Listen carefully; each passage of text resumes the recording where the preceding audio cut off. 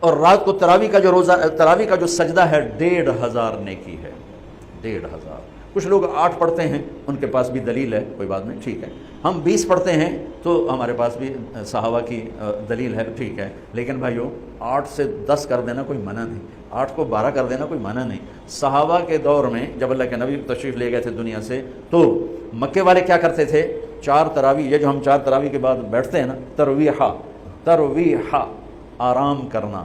تراویح کا نام بعد میں پڑا، اس کا صحابہ کے دور میں اس کا نام ہے قیام اللیل، قیام رات کا قیام، جیسے حرم میں آخری 10 دن میں ہوتا ہے قیام اللیل۔ تراویح اس کا نام پڑا بعد میں۔ اللہ کے نبی کے بعد مکے والوں نے کیا کیا کہ وہ 4 تراویح پڑھتے تھے اور پھر 1 طواف کرتے تھے، تو بشاشت بھی آ جاتی تھی اور طواف بھی چھوٹا سا ہوتا تھا، مجمع بھی تھوڑا سا ہوتا تھا۔ 80s میں گیا تو تھوڑا سا مجمع ہوتا تھا، 5-7 منٹ میں طواف ہو جاتا تھا۔ تو طواف کرتے پھر 4 تراویح پڑھتے، پھر طواف کرتے پھر 4 تراویح پڑھتے، تو اس طرح کرتے کرتے کرتے کرتے ان کی سحری کا وقت ہو جاتا، جا کے سحری کھاتے، فجر پڑھتے، اشراق پڑھ کے پھر آرام کرتے۔ مدینے والوں نے سوچا کہ وہ تب ہر 4 تراویح تو بعد سجدہ طواف کر دیں، ہوں آپ کی کریے، انہوں نے کہا ہم ڈبل تراویح پڑھیں گے، تو انہوں نے 40 رکعت شروع کر دی۔ تو رات کی نماز میں کوئی ایسی پابندی نہیں کہ اس کے اوپر نہیں پڑھ سکتے۔ قیام اللیل مثنا و مثنا، رات کی نماز 2 رکعت ہے، اور جب ختم کرنا چاہو تو 1 وتر کے ساتھ اسے ختم کر دو۔ تو مدینے والے 40 تراویح پڑھتے تھے۔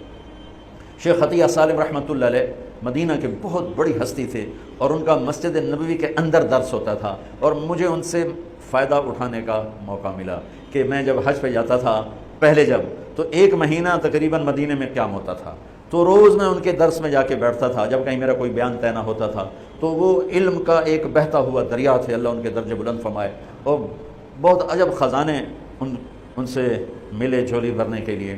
انہوں نے کتاب لکھی ہے صلاۃ التراویح، تراویح کی نماز۔ کس بات پہ لکھی ہے؟ فرمانے لگے کہ میں دیکھتا ہوں 8 تراویح پڑھنے کے بعد بہت سے لوگ پیچھے جا کے بیٹھ جاتے ہیں، اور یہ نادان لوگ ہیں جو 8 تراویح پڑھ کے اور پیچھے جا کے بیٹھ جاتے ہیں۔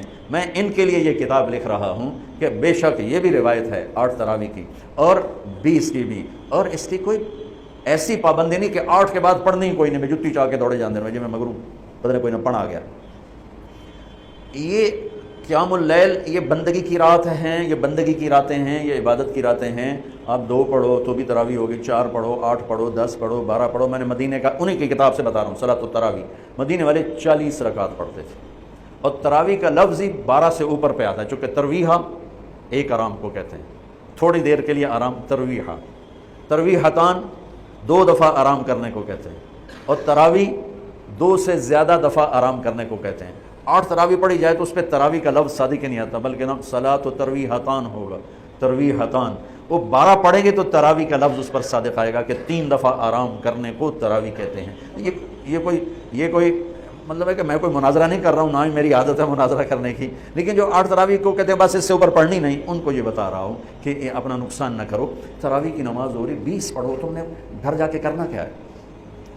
صرف اوپر کے آدھا گھنٹہ اوپر لگ جاتا ہے، اور آدھے گھنٹے میں ساری نماز نمٹ جاتی ہے، لیکن آپ کو ملتا کیا ہے؟ ہر سجدے کے بدلے 1500 نیکی۔